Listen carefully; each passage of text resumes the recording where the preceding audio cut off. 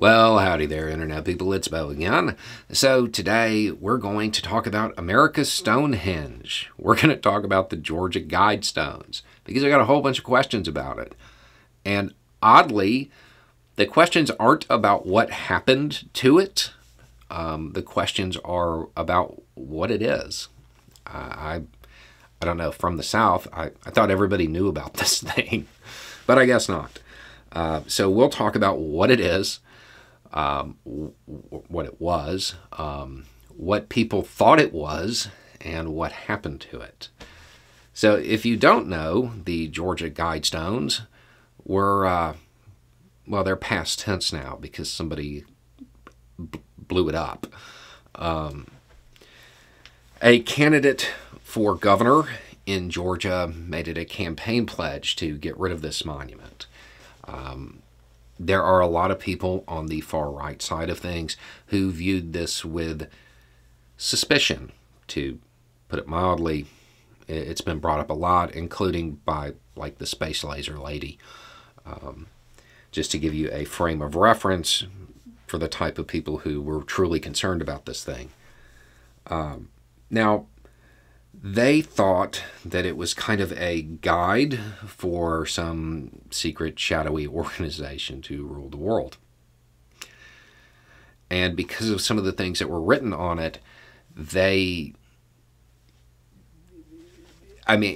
took it out of its context and basically thought that it meant something it didn't. So let's talk about what it is real quick, what it was.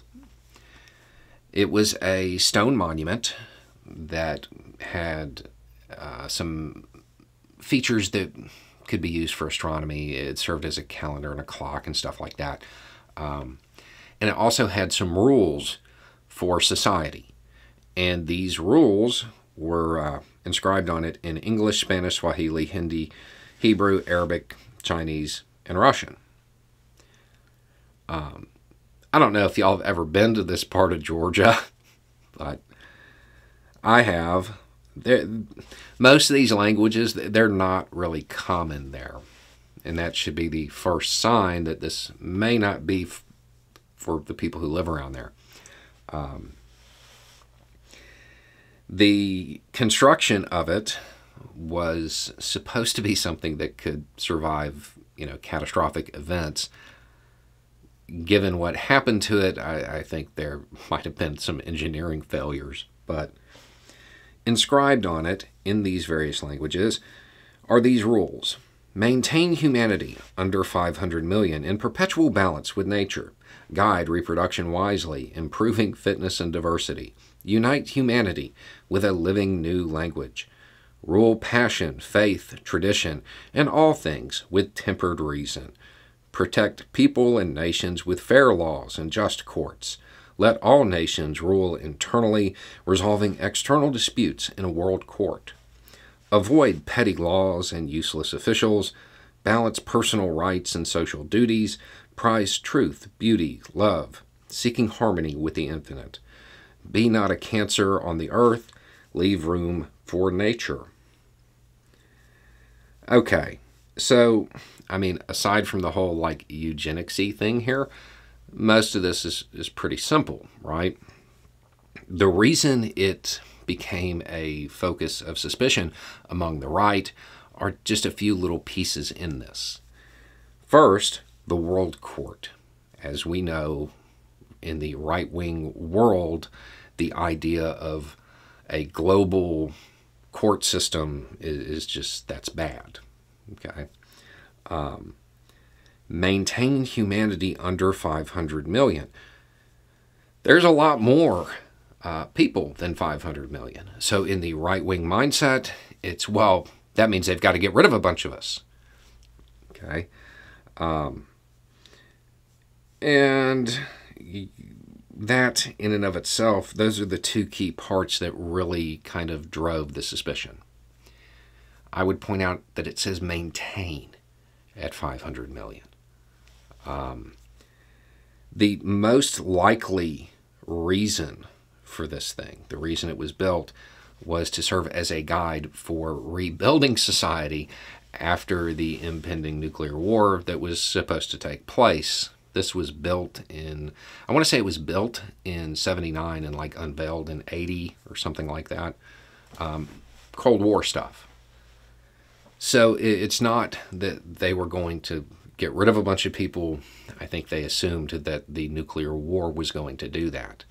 It was written in all of these different languages, so whoever found it could use it as like a Rosetta Stone to uncover and translate other texts. But that is not how it was perceived. And understand, this thing has been a focal point and a subject of theories ever since it was put up, because the people who put it up did so in secret. There has been some evidence that links it to a specific person who, as irony would have it, was actually somebody who would be aligned with the people who are mad at it today, who view the monument with suspicion today. The most likely candidate was a right-wing white supremacist, as far as who put it up. But we don't really know that. The evidence on that is kind of shaky. But that's what it is. Now, because of the fixation with these conspiracy theories and the way people have fallen into echo chambers, and then it becoming mainstreamed through a candidate for governor, somebody decided to blow it up.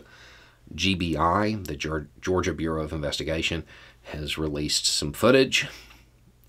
If you know anything about stuff that goes boom, go watch it. I'm fairly certain these people are going to get caught. But that's what happened. That's what it is. I never viewed this thing as something to be overly concerned about.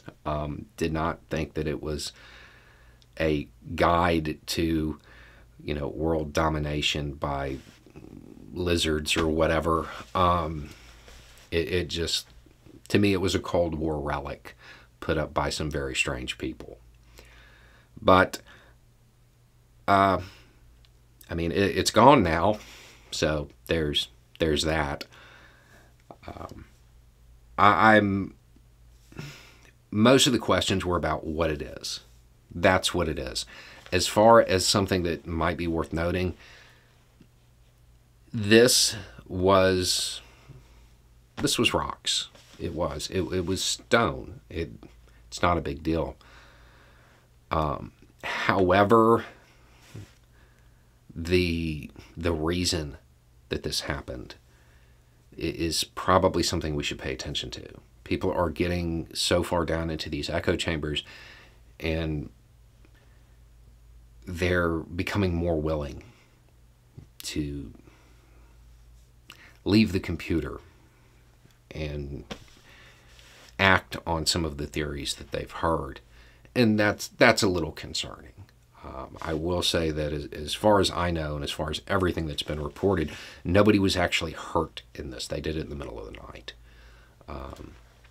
But I'm sure that part of Georgia is going to be a little upset, because there were people who drove from all over to just go and see it. Kind of a tourist trap type of thing. But so we'll have to see what happens next. I do believe that the candidate for governor claimed that God did it.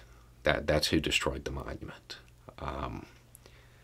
We'll have to wait and see if GBI books God. Anyway, it's just a thought.